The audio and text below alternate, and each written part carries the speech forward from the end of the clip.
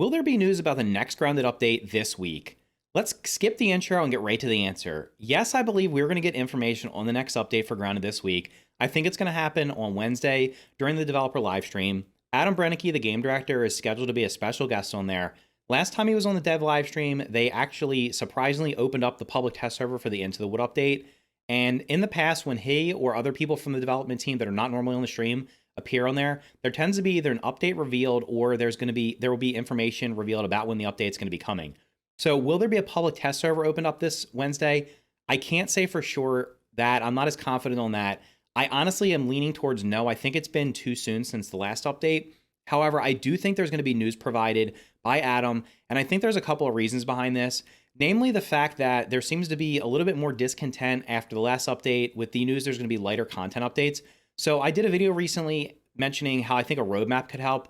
I'm not suggesting that they're going to put a roadmap out, but I do think that if Adam is on there and he lets us know some things they're working on, perhaps even when they're planning on the next updates coming, or just give some kind of news, it'll help keep people interested in the game and wanting to know what's going to be happening, and also kind of just paying attention to what's going on, even if they're not playing it as much. Now, I did do some research and looked into some viewership numbers. I was kind of interested to see what the viewership was looking like for the developer live streams, going back to from when they started, because I watch the developer live streams every week, pretty much. I've watched them as much as possible. I don't watch every single one, but I have watched all the recent ones, and I've watched most of them going all the way back to last, I think, May or June, right before the Shroom of Doom update. I watch them pretty much every week. If not, I do watch the VODs for them, and I try to be in the chat just to see what questions are being asked by people, as well as what questions are answered by the developers.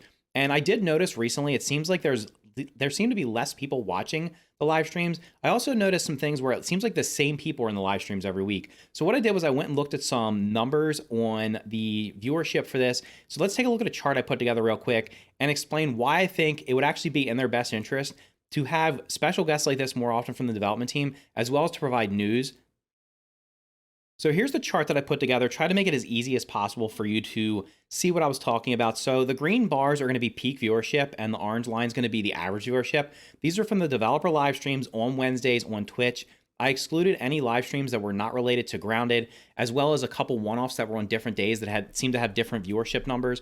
I think there was 1 or 2 Grounded streams. One was on a Friday and one was it seemed to be early in the morning on a Wednesday, so I'm not sure what was going on with that. So these are the normal live streams that happen every Wednesday, going all the way back to January of 2021. And what you're going to notice is there's going to be the main things to look at here are going to be the peaks as well as the valleys afterwards. So the peaks going through this are going to be for mainly when updates came out. So I think this was the first live stream, so obviously it got some interest. It kind of died off a little bit. I don't remember. I know this first peak back here was a PTS opening up.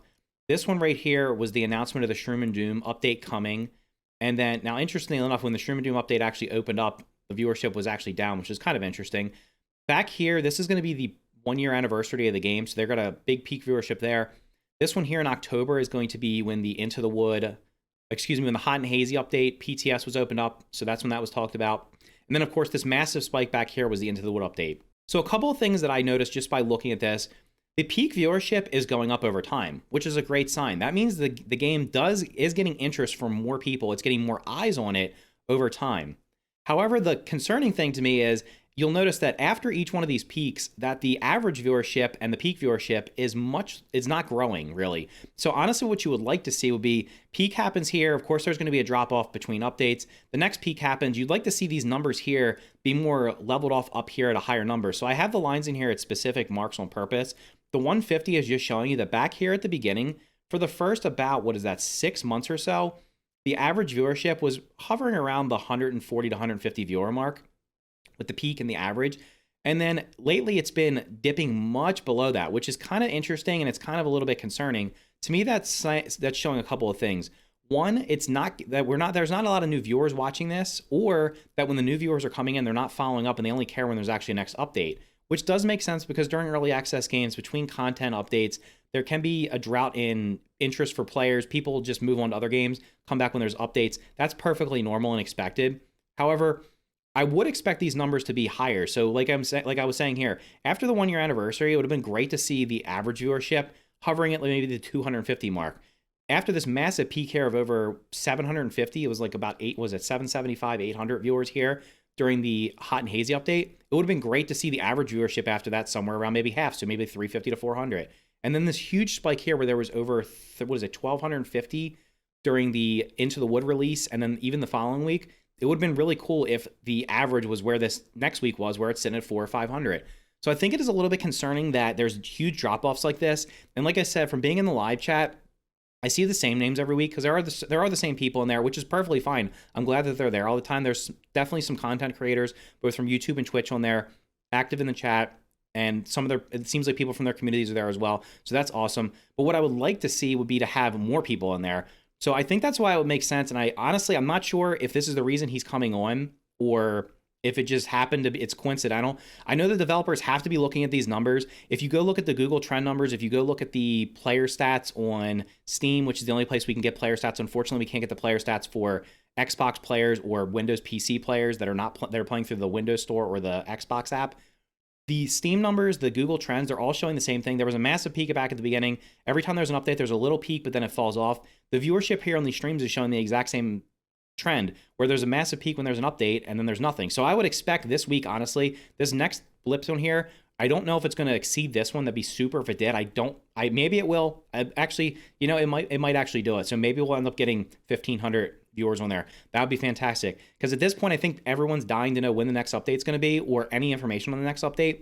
I know personally I am, both from a player perspective and as a content creator here on YouTube. I definitely like to know when the next update's coming, maybe what's going to be in it, just so I can plan out ahead what I'm going to be doing in the next couple weeks, both as playing it, working around other games I'm playing, as well as for my content and how I can best provide that to you guys.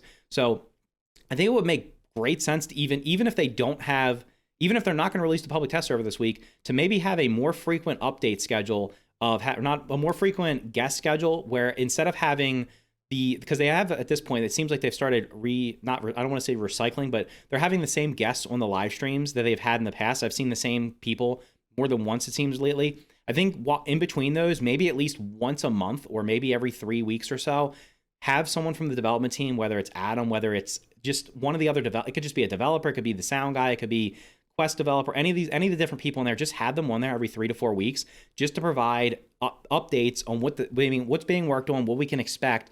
Basically just having a roadmap without having a roadmap in between the updates, because it'll just keep people more interested.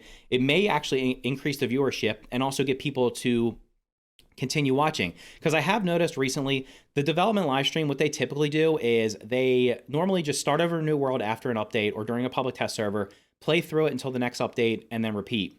Now, at this point, where they've done this, it seems like, I guess, probably, 5 or 6 times, maybe more. I know they've done it after the last 3 or 4 updates, because that's when I started watching it. So the fact that they're doing that, they're basically doing the same content over and over again. So it kind of makes sense why people are maybe not interested in watching as much, because honestly, if I've already seen them play through, I've played through the game myself a bunch of times.